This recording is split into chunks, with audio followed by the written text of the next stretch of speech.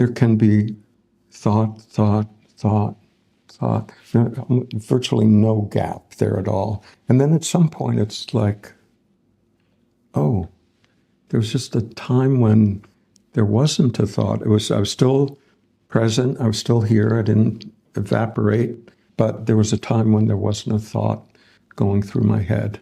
And that, no matter how short a time that is, I mean, half a second, 2 seconds, whatever it is, it's really instructive, because whatever existed in the absence of thought for however short a time, whatever still existed wasn't dependent on thought.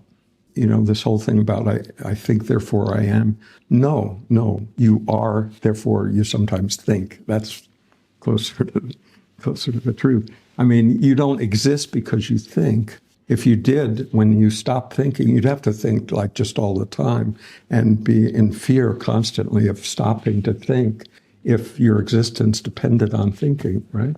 So what that tells you is that even if there's a really short gap when thinking stops, whatever you are isn't dependent on a thought, not dependent on a belief, which is composed of thoughts, not dependent on a dogma, not dependent on a theology, not dependent on any of that.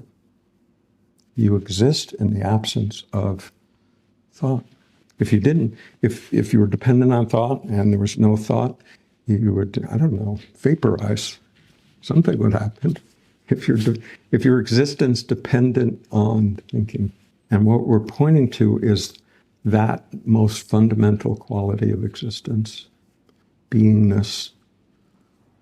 Prior to being anything in particular, just being.